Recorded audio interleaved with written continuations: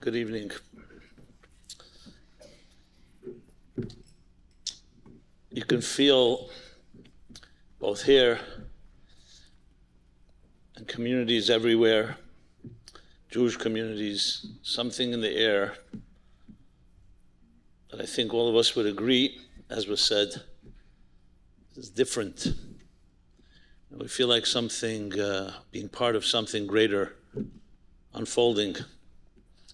Yes, it's come with tremendous grief and continued grief as we pray for the hostages, for the shattered families, over 1,400 men, women, and children that were massacred brutally on Shmini Atzeret Simchas Torah, what is now known as October 7th. But the story is not over. There's something happening here. I see it first in my own interactions and my experiences. There's no question in my lifetime, even though I was already a teenager during the Yom Kippur War, I was a child during the Six-Day War, 1967, that this is definitely a definitive moment in our lives, and I would say in history. And I would even add, not just for the Jewish people, but for the world in general. You see, besides obviously the, what can I call it, the savage and inhumane, those that taking the side of the brutal murderers, but in the America and the world all over, you see many of our friends rising. Everyone is shaken up when they hear about what has happened. As the rabbi mentioned, we were living in a comfort zone. Our security blankets. Comfort zones are beautiful. They're a great blessing. But they also create a sense of complacency, apathy. As the guy that said to his friend, what's worse, apathy or ignorance? And he said, I don't know, and I don't care. So apathy is that kiss of indifference. To use, if I may quote Warren Buffett, that you don't know who's been swimming naked until the tide is out. So, yes, the tide is out. And now suddenly, those things that we always saw as being part of either movies or distant past or biblical, the battle between good and evil, a stark contrast, where we have to make a decision. What do you stand for? So in a way, our blessing also creates that sense of lull and a reverie, and that's all a wake-up call. Now, it's sad that it has to come through such events, but that's maybe the absurdity and the bizarre nature of human beings, that there's something that loss and tragedy and trauma does that nothing else, in a way, wakes us up that way. Why that's the case that we have to take on up with Almighty God. But I want to say this, and I think it's a sentiment that we all either have words for, or maybe we don't have the exact words. We are here as a people for close to 4,000 years, the only nation that still stands after all the great empires, many of them who persecuted us, have long fallen. When President Nixon went to China in 1971, so it was the Western world and the Western journalists for the first time were exposed to the Chinese culture, and vice versa. So they asked the Prime Minister, Chou En-lai, who'd taken over from Mao Zedong, they asked him, the Western journalists did, they asked him what is his opinion of the American Revolution. And his classic response was, it's too early to tell, is what he said. Now, this is not a pro-Chinese speech, so that's not where I'm going. I hear from people who've done business with Chinese that they don't respect anyone except Jews. I didn't say love, respect, because we're the only ones here longer than they. So they're here 2,000 years. We're here close to 4,000 years. That's not a small thing. I know we hear about it in Hebrew school and we're taught in different sermons, But this comes now to the surface in a time like this, that we had a great-grandfather, his name was Abraham, not Lincoln, Abraham, the patriarch in the Bible, who single-handedly pioneered morality, ethics, justice, charity. Every value that the modern world cherishes was pioneered by our great-grandfather Abraham. So no one has to preach to us morality. We brought morality to the world. We're not perfect, but we brought civilization to the world. So I can stand here and say to you, I've never been prouder to be a Jew than today. Why it has to take the enemies to elicit that, I don't know. Some people say the Jewish people are like a tea bag. You don't know how strong they are until you put them into hot water. You know? A little humor in these serious times doesn't hurt, right? Yes, that's exactly the case. And this is not a bumper sticker or a cliche. Open up the Bible, the book of Exodus, right when we have the first institutionalized discrimination of the Egyptians enslaving the Jewish people. So it says, this verse, it says, as they were oppressed and afflicted, in direct proportion to their pain, they thrived and they flourished. That's our story. Every therapist, everyone going to therapy can learn, if you want to know how you deal with trauma, how you deal with suffering, with pain, just look at the Jewish people. We're a living example. But again, when things are going well, we don't really pay attention. So this is a time in history that we need to rise to the occasion and show what a Jew is. When I say a Jew, I don't mean a Jew versus a Gentile. I mean a Jew as a living example for the entire world. Because yes, even though it's only 250 years ago, but this United States of America, the most powerful empire in history, was built on, as Michael Novak writes in his classic book On Two Wings, that the founding fathers built this republic on, this is what he calls it, on Torah metaphysics. Torah. Doesn't even use Bible. Because they understood something when they read the Bible and they read the Torah, that they realized that if you put into the Declaration of Independence the biblical notion, which is maybe the single most important statement in all of history, that what they wrote was all men are created equal. We'll call it all people are created equal, are created in the divine image. To use the words of the Declaration of Independence, endowed by the Creator with unalienable rights, that's the foundation of a true, just society. They understood that, even though they were deists and there's a separation of church and state, but they put the word creator twice in the Declaration of Independence because they knew. I've asked many legal scholars about this, why they put the word creator. They could have said all people are born equal, or are equal, because it's only the Creator that guarantees that absolute right to every human being. If it's any human beings that give us that freedom, they can always relinquish it or decide some are more equal than others. So again, this is what the Jewish people brought to the world starting from Abraham 3,800 years ago. And I think it's critical that all of us know this. So this awakening that we all feel, this spark, the nerve that is touched, is a historical nerve that goes back millennia. That after the Egyptian Empire, and then no particular order, the Assyrian Empire, and the Babylonian Empire, and the Persian Empire, and the Greek Empire, and then the Roman Empire, and the Ottoman Empire, and the Spanish Empire, and everything in between, over and under, everything they did, with all their power and their armies, there's not one remnant of someone that says, my grandfather was Alexander the Great, or Julius Caesar, or Pharaoh in Egypt. And they are all gone, all gone.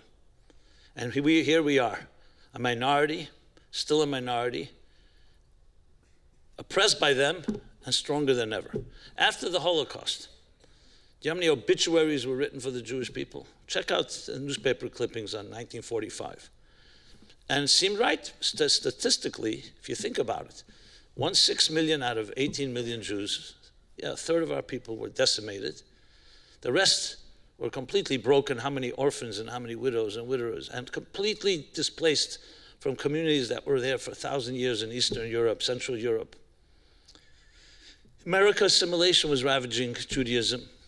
So if you were an actuary and you were making calculations, it would seem that this is not going to last long. The older people will die. Many of the rabbis, the leaders, the scholars were killed. And yet, here we are. here we are. Because we're not bound to statistics, and statistics were not a measuring rod for the Jewish eternity. I was good friends with Elie Wiesel, a friend of my father's. My father was a journalist, and they were colleagues back in the late 50s, early 60s, before Wiesel went off to write the English version of Night, his book, his first book. So I once asked him, I said, is it true that when the Jews were being marched to the gas chambers, some of them were singing a song called Ani Maimin, I believe with complete faith? And he said, well, we were not near the barracks, were kept some distance from the chambers. They didn't want us to know, even though we did know. But I can tell you, every day, that song, Shema, Kaddish, Moda'ani, I mean, he said prayers and songs were constantly being sung throughout. So I asked him, I know I'm an American boy born in freedom, so maybe a disrespectful question, but let me ask you, does it make sense? It seems insane that here the Jews had every right to be angry, furious at God. Here, it's chosen people. You're chosen to what? To be exterminated. Where is God in all of this? And instead of that anger, they are singing God's praises. Does that make sense? It sounds like either there's some dissonance, some detachment, some escapism. What was this? So I remember his response, and echoed by others that went through those hells. The response was, no, first of all, we know that Jews are insane in a good way, so that's not a surprise. But on a serious note, the Jews were declaring, for then and for all time, they were declaring the following: that you may take our bodies, but you can't take our souls. You may take our lives, but you can't take our faith. You can't take our values. And if it won't be us, it will be our children. And if it won't be our children, it will be our grandchildren. That was all they had left, was their spirit. And that would not die. They refused to accept that. So it wasn't some type of escapism, on the contrary. It was a defiant declaration with the best they had. And let's look now, let's fast forward. What do you see? I was in Berlin on Hanukkah one year, and I asked the rabbi to take me to the Brandenburg Gate, which actually recently was displaying the Israeli flag. The Brandenburg Gate is where Yamach Shemai Hitler, with his hundreds of thousands of legions of Jugendrat, and we have videos and pictures of it, where he stood. You know what's standing there now on Hanukkah? Exactly where he stood? A menorah, a Hanukkah menorah. And when I asked the rabbi, how'd you pull that off? That the Christmas trees are to the right and to the left, and you have the menorah in the center. He said he knows the curator, and he convinced him that for the choreography, it looks really good to have a menorah with light and 2 pine trees to the side and so on. Yeah, remember, the pine trees are actually where we get the schach for Sukkot, so that's another story. But point being is that's what's standing there today, a menorah. And you see little Jewish children running around with kippot, lighting candles, doing mitzvot, whereas the Nazi children and grandchildren have changed their names. They're hiding their identity. So I'm not suggesting that we didn't suffer greatly, and I'm not coming to explain it either, because it's not explainable. But I am saying, look who survived. And those that went to the gas chamber and they sang Ani Mamin, it's exactly what happened. You know why? Because they knew the secret. They knew the secret that when Abraham walked the land of Israel, we just read about it in the Torah last few weeks ago, and God says to him, this land that you see right now, I give to you and to your children and to your descendants. And Abraham turns to God and says, what descendants? I don't even have a child. So God says, you'll have a child, and that child will have a child, and one day your children will be all over the world like the stars in heaven. And he took him outside and pointed to the stars. He said, you see these stars? That's my promise to you. Now, if you were living then and you were a skeptic or someone in the media, you probably would say, okay, that's nice, wishful thinking. A man can't even have a child, and it's going to have a nation. But today, you can't deny the fact. That promise was delivered. Here it is, right here in this room. Every one of you is one of those stars. Every Jew on earth is one of those stars. Those mighty soldiers standing on the front lines, fighting for us, protecting men, women, and children of the Holy Land are those stars, maybe the most brightest ones of all. And we're here. Yes, maybe limping, wounded. We have our challenges, but we're here. You talk about Am Yisrael Chai, there you see it. This is called eternity. Everybody's always looking for the fountain of youth. You want the secret to eternity. You know what the secret is? Because it was never about us. It was never about our egos. All those empires fell because they rose by the ego and they died by the ego and by arrogance. And for Jews, it was always a certain sense of humility to a bigger destiny, something greater than ourselves. And that cannot die. You can kill somebody's body. You could take away their comforts, but you cannot kill that spirit. And now here in 2023, who would believe? You know, we went into the holiday season, Rosh Hashanah, Yom Kippur, Sukkot. You know, it was beautiful.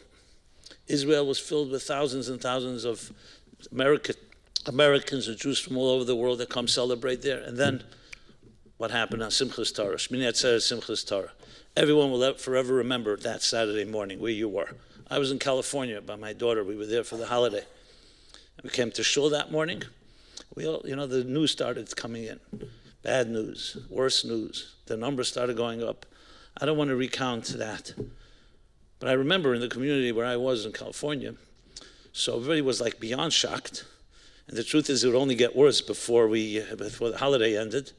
So I remember they asked me to speak for the children, for the families, just to give some strength. So I said a few words, but basically I said, look, I don't know exactly what's happening, but remember, no matter what is happening, we cannot be destroyed by anything because, as I said, affliction only makes us more powerful.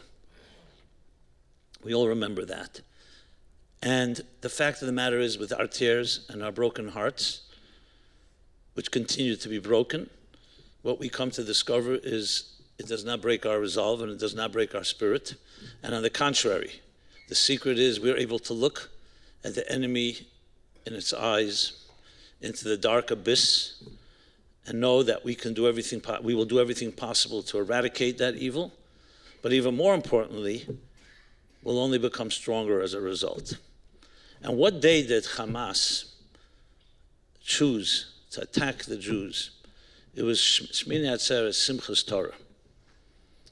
You know, they thought it was a day we're vulnerable, the holiday, the guard is down, you know, people are traveling with family.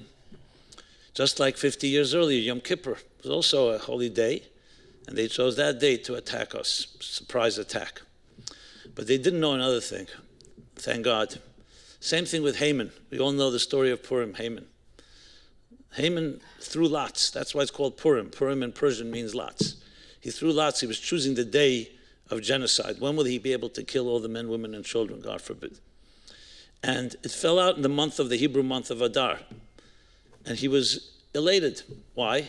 Because that's the month when Moses, the great Moses, our great leader, passed away.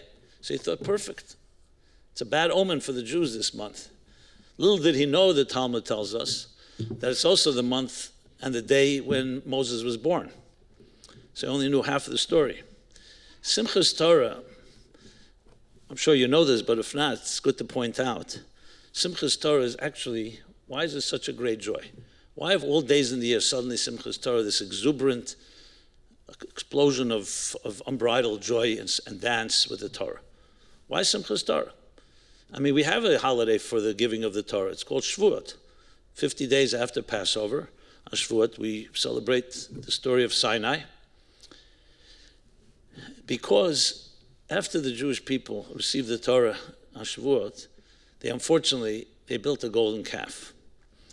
And that's the story when Moses comes down and sees that they defied. They basically betrayed God. The Sinai was a marriage, and here they defied and they basically betrayed God. And God did not want to give forgiveness. He did not want to forgive them. So we're told that Moses went back on the mountain. First, he broke the tablets. Let's start with that. He broke the tablets, not because he was angry and out of control. It was very deliberate. He basically was tearing up the marriage contract so he can go back to God and, like a good attorney, say, you know what, they heard don't have other gods, but they never signed the contract. They never received it. That's exactly what he did. And he marched back up on the mountain, And for 80 days, persistently would not give up until he gained forgiveness. And on Yom Kippur is the holiest day of the year, not just some random day, because that's the 80 days later when Moses was granted forgiveness. He would not take no for an answer. It's when one man stood up to God and ultimately prevailed over God to forgive the people, that there's hope. Because he was saying to God, I understand they made a grave mistake, but you need to give me hope. You need to give me something that I can tell the human race and tell the Jewish people that even when you make a grave error, you can repair, you can mend. And that's why we celebrate on Simchas Torah. Essentially, in different terms, Simchas Torah is the celebration of the indestructibility of the Jewish people. That's the day they chose to attack. So I'm not minimizing the attack, but what they unleashed was that eternal power that can only come when we're in pain. Unleash that eternity that you're seeing right now, shining and glowing in every one of our hearts and souls. What do we do with our fury? What do we do with our anger? What do we do with our pain? So everybody has the ways they deal with their traumas. No, we did not go ahead after World War II, even when we had a great military in Israel, and exact vengeance on the Germans by bombing them and killing them for what they did to us. Our revenge, as many Holocaust survivors will tell you, they'll open up a photo album, and with the pain in their faces, they'll say, you want my revenge? Here's our revenge. My children, my grandchildren, my great-grandchildren. That secret, to be able to take so much anger and so much negative energy and to be able to harness it and channel it into changing the world, I would like to show me which people, which nation has ever able to accomplish that. So we have to be proud that we're capable of that. And that's because there's something greater than the moments of life, and that is the big destiny. Yes, the destiny that we received from Abraham, our patriarch. So some of you may know that one of the things I teach. I write, I speak. Today, with the blessings of technology, you can reach many, many people. With hate, unfortunately, but also with love. So since the war broke out, or since, we'll call it October 7th, nonstop, been doing videos, short, long, and so on. Thank God they've been reaching many people. Last week, or a week ago, approximately, so one of the videos I did was a personal call to my Muslim cousins and friends. And I know that I have a big Muslim audience, actually, because we can see it from the countries. Saudi Arabia, Kuwait, Egypt, Syria, etc. And I basically, in one line, my question to them was, what would your great-grandfather Abraham say to you now? Ask yourself a question. What would your great-great Abraham? Now, I did it because I felt I know what Abraham says, and I wanted to put it out there. I wasn't being cute. I just wanted to make the statement for the record. And you cannot believe what happened. I suddenly get such a response. Yes, some hate mail, as always, but much more the other side. I get a call one day. It was Friday, I remember. I look at my phone, and on the phone it says, on the caller ID, Muhammad. I knew it wasn't the prophet, but so first I thought maybe it's a prank. I don't know. I picked it up, and yes, the guy tells me very calmly, he's a fan of mine. He's been listening to my videos for a long time, and his parents were born in Hebron before 1948. He's a Palestinian, as he called himself. But since October 7th, this is the reason he's calling, he feels there's a militant tone in my voice. I said, okay, so you found the culprit. I'm the cause of the problems, right? Is that what you're coming to tell me? He says, but yeah, you're inciting people to a religious war. Anyway, we had this, I felt that I'm not going to change his mind or anything, but I felt I have a live specimen, so maybe I can just see what is it like and how many people are like that, like him. Now, he was extremely cordial. He was respectful. He kept thanking me, taking the call, and so on. But that made it even more chilling, because he didn't use any negative language. And basically, I don't want to even share his narrative, complete opposite narrative. And I finally said to him, look, I don't know why you called me, because clearly you're convinced, is it possible? You seem like an he lives in South Florida, just for the record. Yeah, I asked him which shul he goes to, but he told me he cut off from all the Jewish friends. They're too angry, he tells me. That's his story. But the story is the exact opposite of our story. It's unbelievable. So I said to him, is it possible that you've been brainwashed, like from a young child? Maybe they just told you a story that's not true. Because I don't know where you come from. Yes, it's possible. I mean, to his credit, he didn't tell me maybe you were brainwashed. Because he did. He was speaking to me with a certain deference. I mean, that was what was so odd about it. And he's been trying to call me since. I don't take his calls anymore. My point is, I had exposure to someone who, like Hannah Arendt wrote, like a banality of it. It was like he just has a whole different story. I asked him, how many are there like you? You know? And he's actually, he doesn't call himself religious. He's agnostic, but he's Muslim culturally. That's that side of it. Then another guy contacted our office. He's born in Bangladesh. He's a Muslim. And he lives in London. And he's actually extremely pro-Israel. And actually, I did a podcast with him last week. So if you check it out on YouTube, you'll see it. The reason I'm mentioning this is because usually, these are not the stories you're hearing in the media so much. I feel that I'm not naive. I'm not trying to change people's minds, especially haters. But there's a big world out there. And I firmly believe this. We have to do everything possible to eradicate every one of these murderers and not leave the possibility for them to do this again. I think we all agree on that, no matter how liberal we may be. Because once it's proven to be a Nazi is a Nazi. And they will come after, and any one of us was there, we would have been a target. That's not even a question. They weren't choosing exactly, based on any particular Jewish demographic. So that's a given. But many people, I hear this question from many, especially young, but also generally Jews are asking, so is that our victory, to destroy our enemies? I mean, and rightfully so.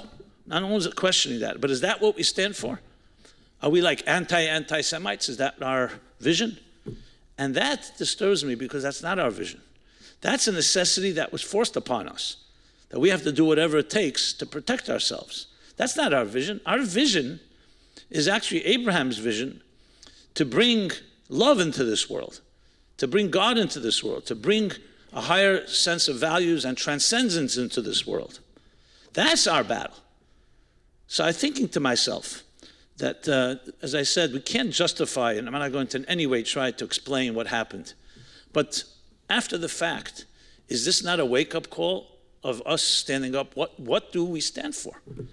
And I have no doubt that we are the children of Abraham, and we have to have a war now. We have to unleash a battle that is more passionate and more powerful, committed to love, than they are passionate about evil and darkness. That's what a Jew stands for. And I have no doubt that the entire world is watching, every one of us. And they're looking for that, because in some way, even subconsciously, even anti-Semitism itself, which nobody can really understand the rationality of it. Why do you just hate a Jew? For what reason? What they do to you? That perhaps in some way it's a materialistic world, hostile to that transcendent message. What do you think happened when Abraham began to teach the morality and ethics of his time? He was shunned because it was a pagan world. The leaders of the world were interested in power and control. It was a world of survival of the fittest. Dog eats dog, and whoever's more powerful is more powerful. As I said before, it's only 250 years ago where we have the first institutionalized democracy, where freedom, where individual rights are valued. What was the world like before 250 years ago? Who ruled? Monarchs, the church, despots, totalitarians, fascists. Some were benevolent, and most weren't, but we were at their mercy. Abraham fought, and it took thousands of years for the world to begin to embrace these values. So maybe we've lost the moral compass. I say we, I don't mean myself or us necessarily, but look at the universities, so-called the bastions of what's supposed to be academia, the brightest and the greatest. How'd they lose their moral compass? It's because when you have a godless system, that's what it is. They say Bertrand Russell once did something unethical. And the Board of Ethics in the Cambridge called him in and said to him, Professor Russell or Dr. Russell, you teach ethics. How could you behave so unethically? So he said, look, I also teach mathematics, and I'm not a triangle, you know? Okay, obviously nobody's perfect, but contrast that with a beautiful teaching from Maimonides. The Rambam writes, you want to know who's a wise person? You want to know who is a brilliant person? You don't look at their intelligence. You don't look at their books and the papers they wrote. You don't look how well they argue and how well they can deliver proofs for any logical argument. You know what you look at? How they behave. You look at how they walk and how they talk and how they eat and how they drink and how they sleep and how they deal with other people. That's the true sign of wisdom. You see, what Russell was saying, yes, we understand we're not perfect, but he was actually like almost proud of it, that you don't have to be, what you teach is not who you are, and who you are is not what you teach. Obviously, none of us, no teacher on earth is a perfect human being, but that's not something we're proud of. The standard is one that we're aspiring to. Because in Judaism, you see, ethics and morality goes hand in hand, not just because it makes sense. It's because we answer to something greater than ourselves. We're accountable. The thing that many people just don't like. And much of the Enlightenment, as much as they were enlightened, Voltaire and the others, they were also rabid anti-Semites. Explain that. Such open-minded people. Because when you don't have an accountability to something greater than yourself, then you become God. It's called self-worship. Now, usually it's pretty innocuous and it doesn't seem dangerous, but then suddenly things like this happen, you see what happens. Now, I'll say the good news is, I think the majority of Americans, the majority of the world, have been affected by Abraham and do value, and that's why you have this pro-Israel sentiment. I know some people feel it's a window of sympathy, and that window may close soon, and maybe it's closed already. Possibly, but the fact of the matter is, we do have institutionalized governments like this country. Despite the anti-Semitism and despite many of our flaws, the bottom line is it's part of the institution that you can not discriminate against a Jew. Now, I know some people fear that may change. I'm not one of those. I did grow up, as was mentioned, I sat at the feet of the Rebbe, the Lubavitcher Rebbe. And he was a man that saw pain. He grew up, he was born in Tsarist Russia. He saw the Russian Revolution with his own eyes. He saw the Bolsheviks take over. He was in Berlin when the Nazis were coming to power. And he was in France, in Paris, when they occupied France. So he's been around. It wasn't like someone from an outsider. And he felt absolutely that the message of Abraham and the vision of Abraham has permeated and will continue to permeate the world. Now, we have major challenges today. There's no question about it. I firmly believe that every Muslim can be reached. There are real haters.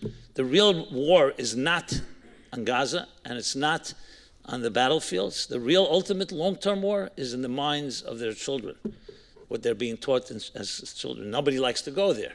You know, we don't infringe on their sovereignty. But that's where the war has to be fought. But I will say this, the Christians over probably close to 1,800 years were savage beasts, especially when it came to Jews. Some say the Holocaust could not have happened without Christianity, even though the Nazis weren't particularly religious. But it was the climate that allowed for it, that there was a certain anti-Semitic feelings. And the Christians did build a country like the United States and other democracies in the world. So why can't we believe that Abraham's message will ultimately also reach the Muslims? Now, I'm not suggesting all the Muslims are terrorists. The other way around is true, but and therefore I think there are many that can be educated. But that's not the discussion for right now. You know, right now there's a war to be fought, and it's being fought, and hopefully they'll do what they have to do and finish it off. But the real message is this, that you and I, as the rabbi mentioned, also have a spiritual war to fight. That's the war in our own hearts, in our souls, in our families, in our communities.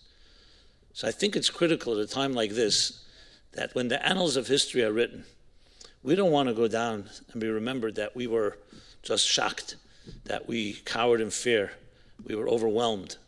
We want to be able to say that we did everything possible. Firstly, to eradicate the evil. We were not silent, but more importantly, we taught the world and we taught ourselves what it means to be Jewish. You know, our children are watching us now. You know, not watching actively, but they see. Whatever we do now will be a lesson for them for life. What do you do when there's a crisis? What do you do when things like this happen? So yes, we can hide the fact from many of our young children perhaps, But I don't know if that's what the intention is. Obviously, we don't have to share with them all the grotesque and all the disgusting details. But we have to share is that the world was created by God, and there is two paths that we were given: the path of life and the path of the opposite of life, death. The path of light and the path of darkness. And God said, I want you to choose the path of light, to be wise. And I've given you a man called Abraham, who came, and Sarah, and then their children, Isaac and Rebekah, and then generation after generation, and they embraced that path. That's what we choose. So there are people in this world that, I'm saying this, we could say this even to children, to young children. There are people in this world that unfortunately choose the other path. We have to do everything possible to protect ourselves and to make sure that they can't hurt anyone. But more importantly, that has to elicit in us a stronger commitment to the good and not take for granted our blessings, not take for granted our legacy. So this is a time where we can actually literally change lives. As I said, it's very hard to get people's attention generally. Now it's not difficult at all because everybody is on alert. Everybody wants to know. So I want to make a few, if I may, practical suggestions, in addition to obviously the reason we're here this evening, which is so beautiful to see the community coming together, empowering the youth in this way in the support of Israel. And you see the focus here is not just teaching people about anti-Semitism and the Holocaust. The focus is bringing more light, bringing more unity. So here's the bottom line. My father, as I mentioned, was a journalist. He would often tell me there are three types of people. People who make things happen, people who watch things happen, and people who ask what happened. You know, the Jewish people, as I said, going back to Abraham, always made things happen. We made things happen. We didn't wait around. It's called being proactive. You initiate. You don't just react. You're not just a spectator, a bystander, an observer. You know, we make things happen. So again, when we're comfortable, we're sometimes not motivated to do that. Maybe we do that in our businesses, we do that in other parts of our lives. But now, this is a moment of truth. A moment of truth. What are you ready to fight for? So why not bring your family together and ask them, let's list 5 things we're ready to fight for. And when I say fight, doesn't necessarily mean physically fight. It means you're ready to give your whole life for it. It's so important to you. It's a priority, not an option. And let us deploy that proactive side within us when it comes to what it means to be Jewish, what it means to be godly, what it means to be holy. You know, talk about Israel. Israel occupiers, all the narratives, the propaganda narratives, colonialization, all those trigger words that clearly Madison Avenue is being paid by somebody to propagate. Israel is a holy land. It's a land that the Jewish people have lived in, starting from Abraham, thousands of years. Why? Because its first export as a startup nation is not just technology. Its first export is, as the verse says, from Zion will come Torah and the word of God from Jerusalem. That the morals and ethics, the laws, the mandate that God gave the human race comes from Israel. That's our integral connection. There's a medrash that says something fascinating, that if the nations of the world knew the blessings that the Jewish people bring to them, the blessings that Israel brings to them, the blessings that the Holy Temple brings to them, not only would they not attack Israel, they would surround it with legions to protect it because it's the source of their blessings. So think of the irony. That's a mild word. I don't have a better word right now. What do you think about that? It's unbelievable. As Abraham was said, those that will bless you shall be blessed. So God bless those non-Jews and some of the Christian right as well that get up and say that unabashedly and unapologetically. They recognize it, and many recognize it.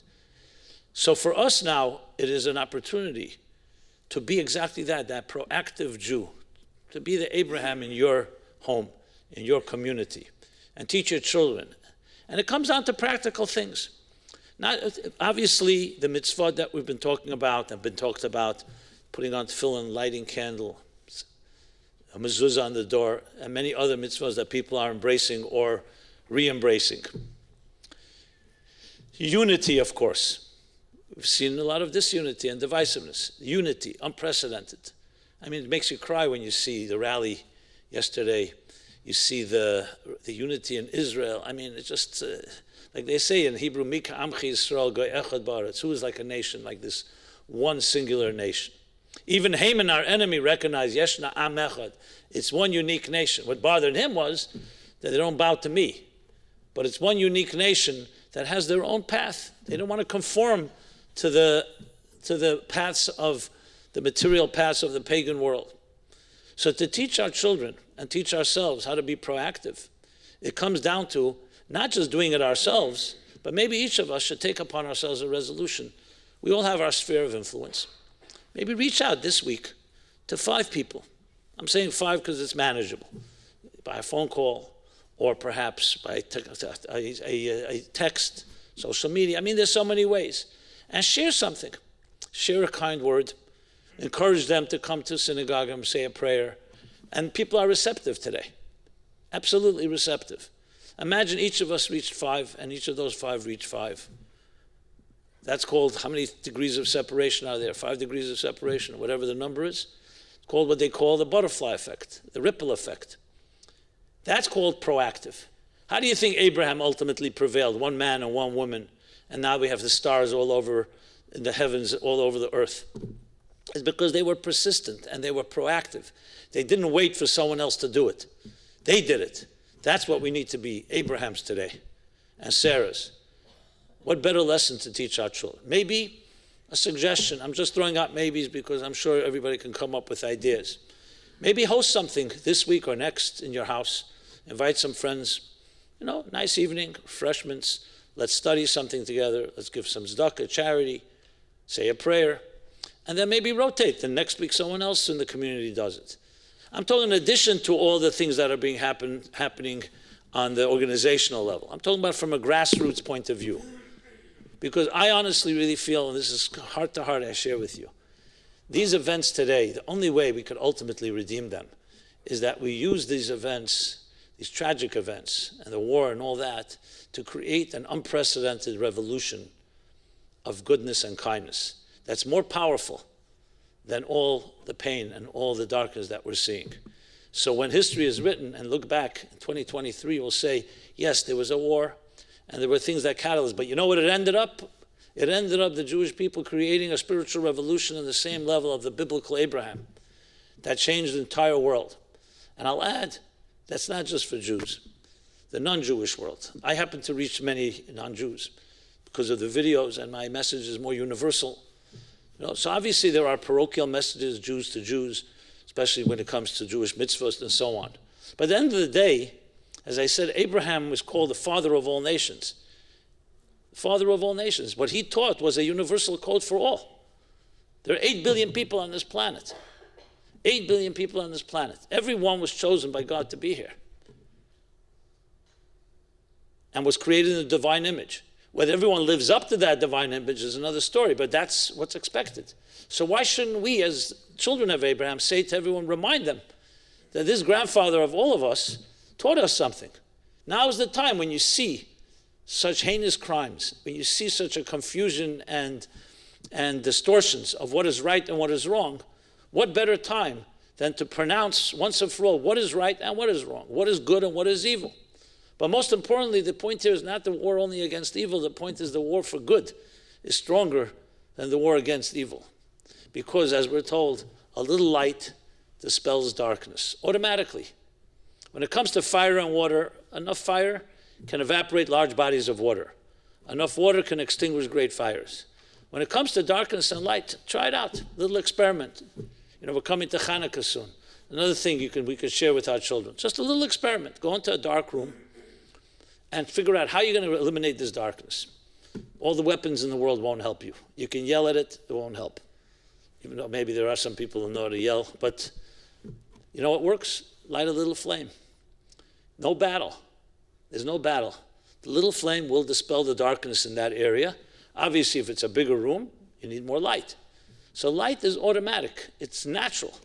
God made it that way to teach a lesson that ultimately darkness is really the absence of light. It's no match for the two. And that's another thing that the Jews always knew.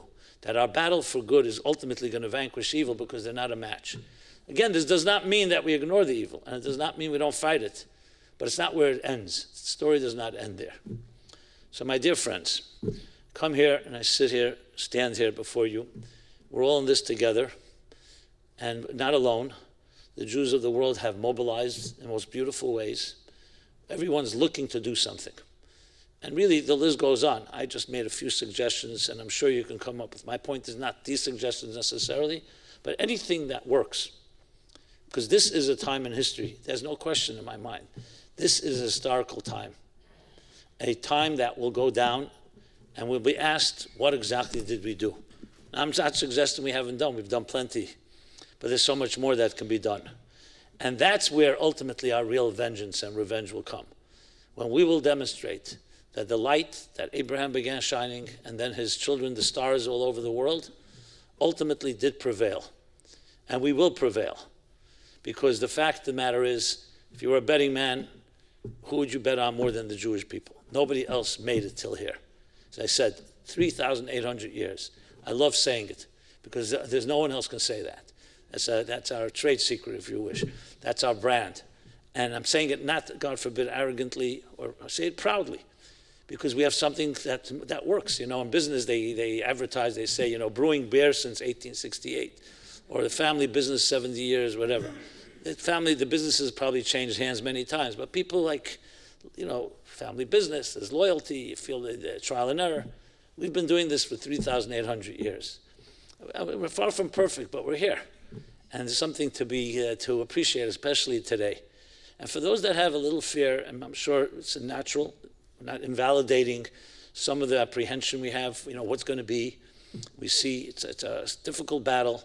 You're dealing with real enemies, and then you get on and watch some of the media, and you see people getting on saying things that just make your blood boil. You know, maybe you should lower the amount of time you watch that stuff, because it doesn't really help much. But I don't know if that helps me telling you that. That you may need to work it out with your therapist. But what I will say is this, that when you're busy doing good things, you really don't have time for sideshows. So if you commit yourself to something, you say, today I'm going to do something really that's going to bring a lot of light to my life, to my family, to my community, guarantee you'll have less time to aggravate over some of this stuff. And yes, we do have to educate ourselves as well. We need to have an answer when someone says to you, why the Jewish people living in a country where nobody wants them, meaning nobody around them, all their neighbors want them gone. Why can't they just move somewhere else? We need to have a quick answer, and the answer is very straightforward. God gave us this piece of land in order to bring holiness to this world. A holy land, a promised land. There's nothing wrong with quoting the Bible. It's very popular today. The Bible, at the end of the day, is the best-selling book in all of history. The New York Times will not tell you that. On their bestseller list, it sells more books a week than all those books combined. Check it out. So that just tells you a little more of the distortions out there. You know, they don't. At least they should have a disclaimer that, by the way, the Jewish Bible is the best-selling book in all of history.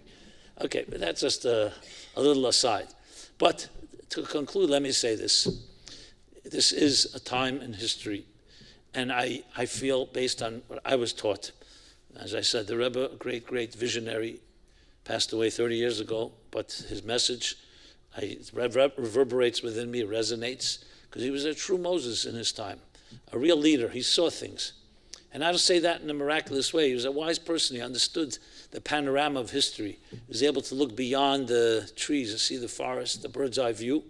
And the bird's eye view is a beautiful one, that whatever we began thousands of years ago, we will conclude, and we will march into a world of peace and harmony.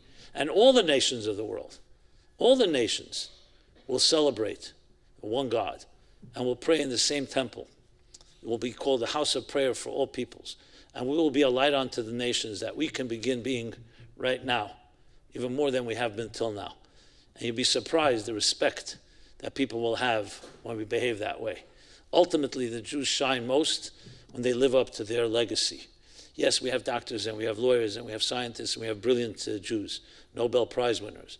But an Abraham, greater than them all, because he pioneered everything that makes this life worth living, all the values that we cherish so.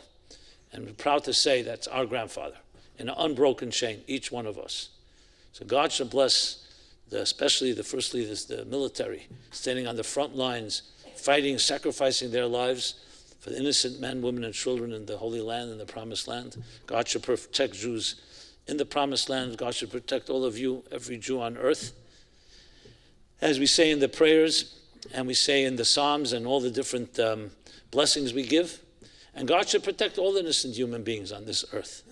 And we should ultimately eradicate all the evil in the most painless possible way. The hostages should be released unscathed. And may we all say amen. And may we together march in our lifetime, see how we transform this world with goodness, with more passion to the goodness than their passion for evil. And then we will usher in personal and global redemption, personal and global peace forever and ever. Thank you so much.